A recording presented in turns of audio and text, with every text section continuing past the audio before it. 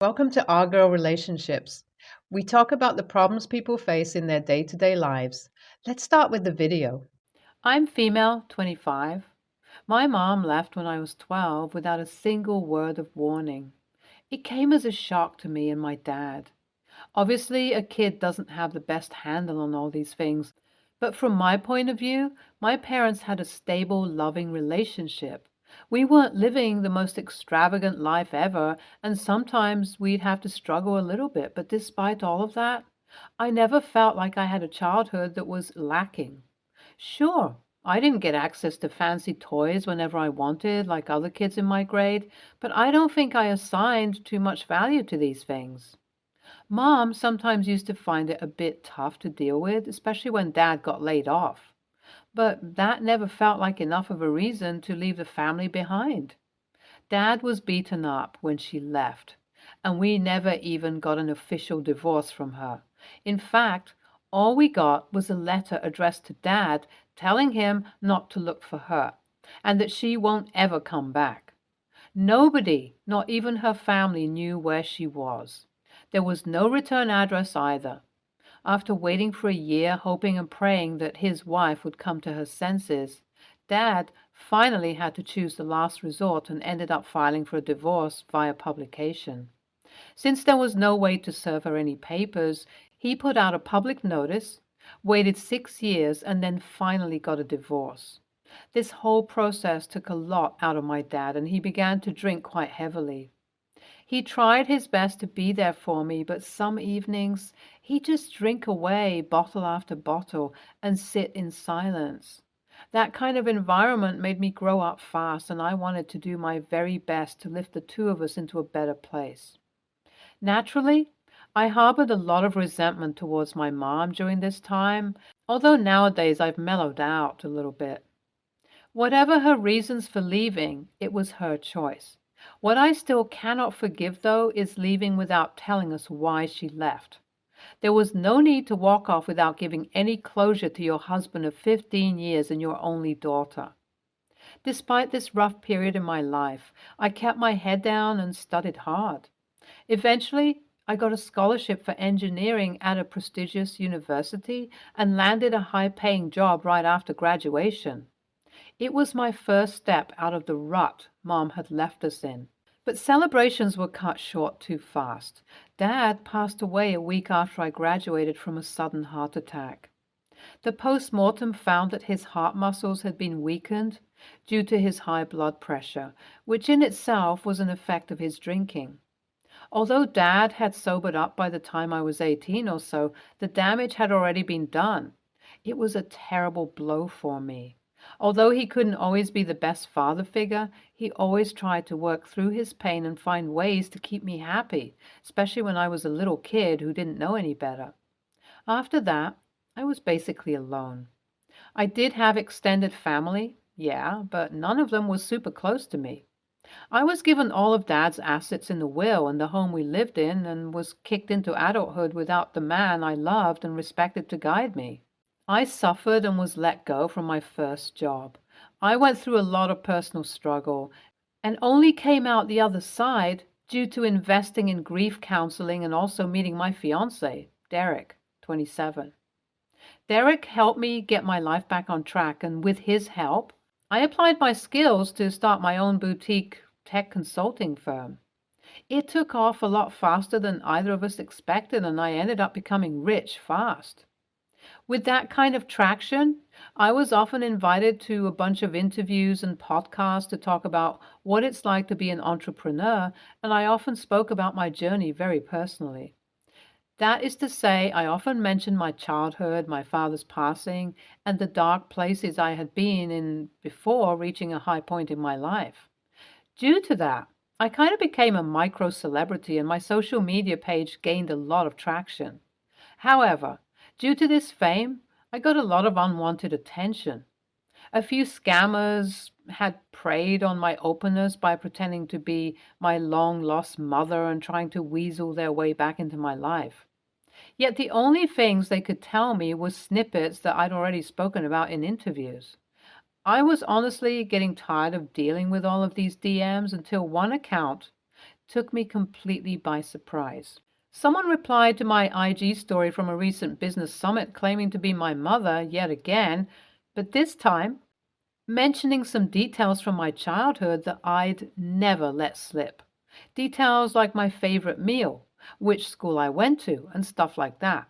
I showed this to Derek, and we decided to snoop through the account, which had messaged me to make sure this was legit. Going through it, we saw a woman who looked a lot like my mom, at least from what I remembered. This woman was living somewhere in Mexico, a far cry from where we used to live, Brooklyn, and seemed to be married to a different man. Bits and pieces seemed to come together, and against my better judgment, I decided to respond to this woman. I texted back asking what she wanted, and my mom responded by saying that she didn't want anything at all, simply a chance to meet up and make amends, and to help me on my journey. She was ready to travel back to the States and meet up if I would simply give her the chance. Although I remained hesitant, Derek asked me once again to see if this would help me with closure. He's always been super understanding of my family trauma, but I could see that he wanted this to be a chance for me to have my family connection again. I ended up agreeing. When the day arrived, I felt nauseous yet also curious. We decided to meet at the hotel where Mom was staying. I'll keep things brief, but it went well.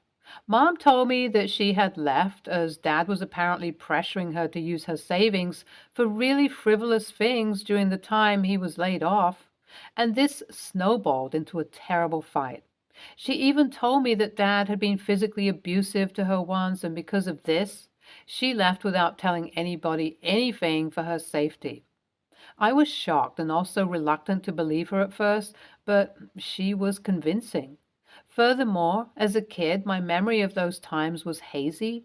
All those years I had spent resenting Mom and staying with Dad now seemed hollow, and I felt guilty for harboring anger towards her. We made up and promised to stay in touch. And Mom told me something else too. Her current husband was interested in investing in my business.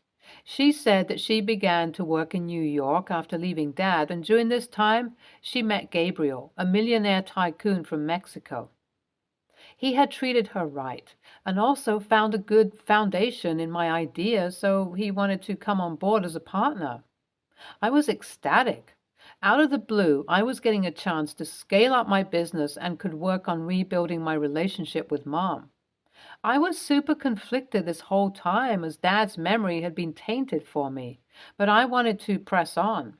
However, I did want to vet this Gabriel guy before bringing him on board, so I had my PR team do a bit of sleuthing. Turns out he's a tycoon, all right, but also a deeply problematic person. He seems to have done a ton of underhanded stuff like fraud and pushing rivals out of business. This made me really concerned, and I spoke to Mom about it. Nervously, she said, "Oh, Gabriel has just been in the business for a long time and has a lot of rivals. Don't pay it any mind. I trust him. It's a smear campaign." But I didn't find that to be very convincing.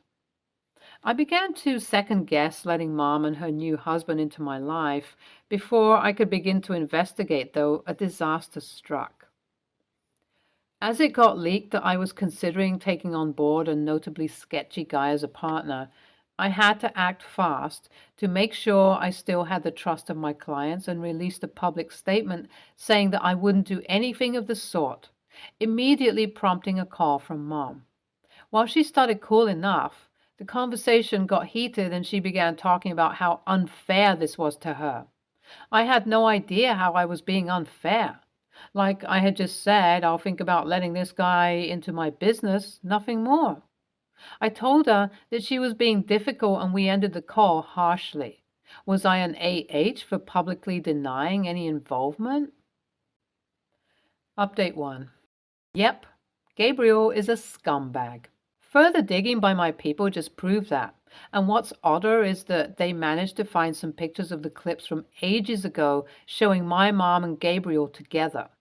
The date was before she even left me and Dad, and made everything she said seem suspicious. I'm going to confront her about this. Update 2. I showed Mom the pictures and she denied everything despite it being painfully obvious to me now that she was cheating on Dad. I asked her, so what else was a lie? And she caved and said that she'd made up stuff about Dad to get back in my life. She had run off with Gabriel but wanted to be a part of my life again, probably because I was successful. I was furious and couldn't believe how she'd made me doubt everything like that.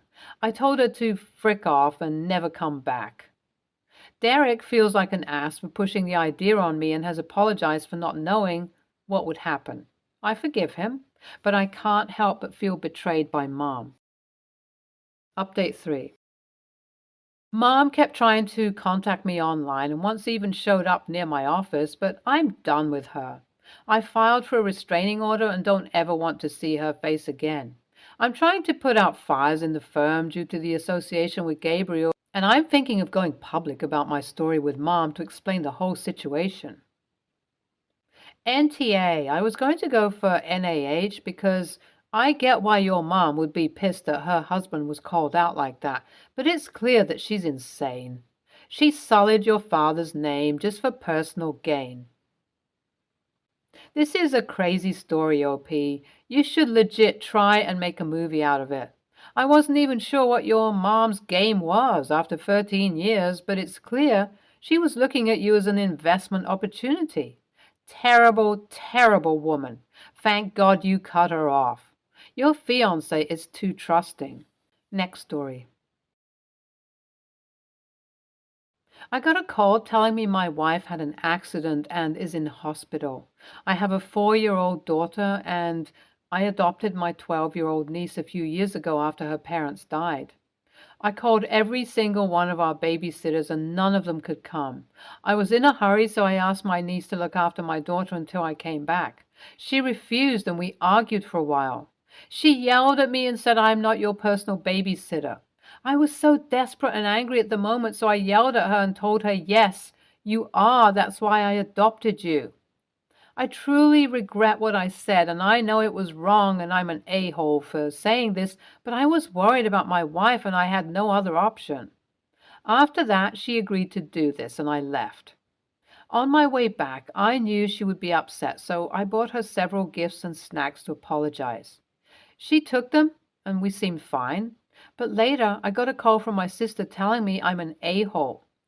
I know what I said was very wrong, but I don't think I'm an a-hole for expecting her to help in an emergency. Edit. I found the gifts that I bought her in my daughter's room. I asked her why she put them there, and she started crying and told me, "You should give them to your real daughter." I apologized and hugged her, and after she calmed down a little bit, I told her that she is my real daughter, and I explained to her that I was just worried about my wife and I didn't mean what I said and should have never said it. I adopted her because I love her, and she knows it. I wasn't her only option. She wanted me to adopt her because she knows how much I love her. She still didn't want to take those gifts because it made her feel bad, so we returned them and went shopping. I bought her another gift for being helpful to family in an emergency. My wife is okay now and she is back home, but she still can't be alone all day with a toddler, so I promised her, as soon as my wife is completely okay, to look after my daughter alone. Me and her would have an entire day, just the two of us, doing whatever she wants. I wanted to start with an NTA, but I was so desperate and angry at the moment, so I yelled at her and told her, "Yes, you are. That's why I adopted you."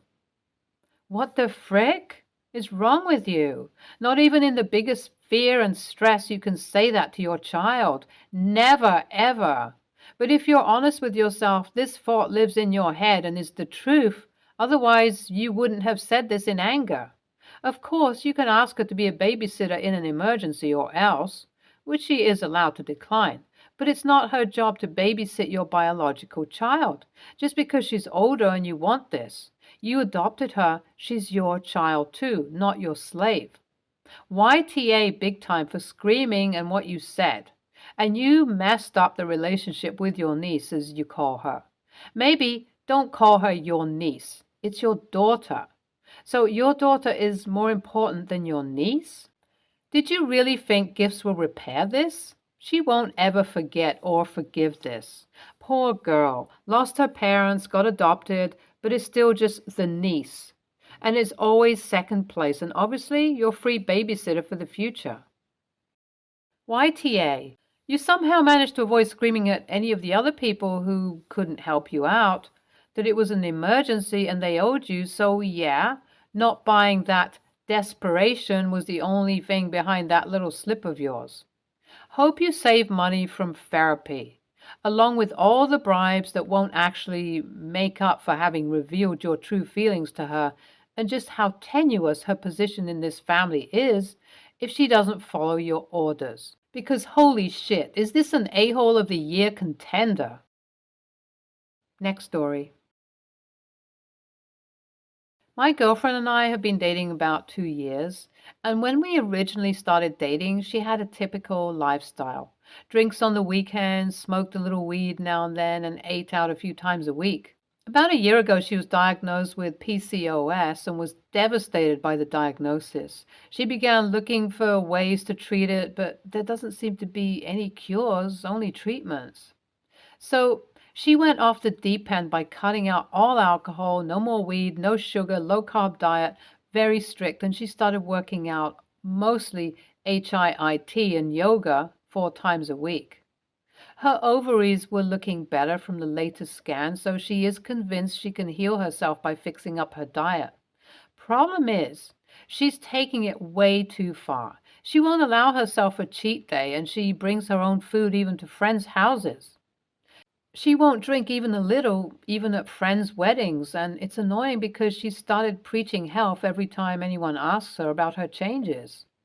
She's always telling me about the latest diet and exercise things she found out about that she thinks will help her PCOS. We can't go out for dinner anymore because we either go to the same healthy food spot we've been going to all year, or she wants to cook at home.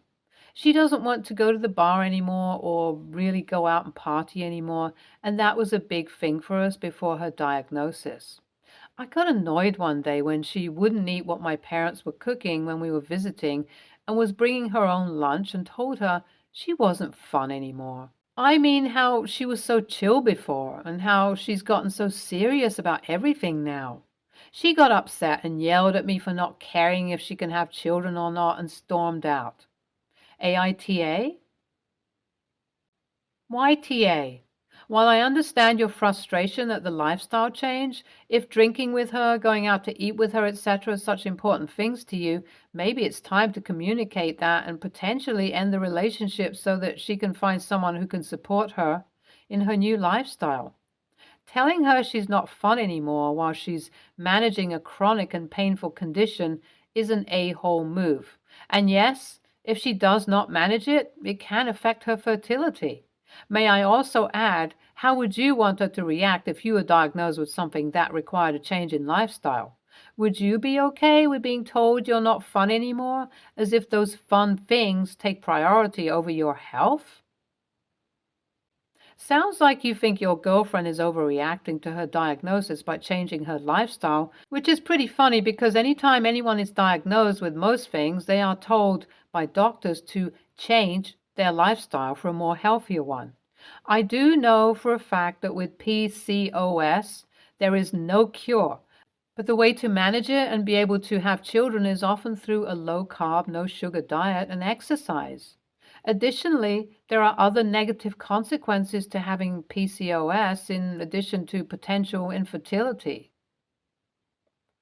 This is funny to me because don't you think she'd love to get drunk and eat all the pizza and have a night of totally cheating on her diet? Do you think she's making these health-conscious choices to spite you? I'm not understanding why you can't find ways to support her lifestyle while still being able to have fun. Frankly, if you tell her she's no longer fun because she's had to change her lifestyle, I hope she dumps you.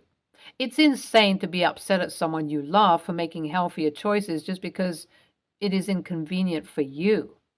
YTA. YTA, try looking into what she's going through so you have a better understanding of how debilitating it is, and then hopefully you'll understand better why she's happy to make the sacrifices that she has. You sound embarrassed by the fact that she needs to do things differently because of her medical condition. Learn how to be a more supportive partner unless you want to lose this relationship. Stay tuned for more stories from our girl relationships.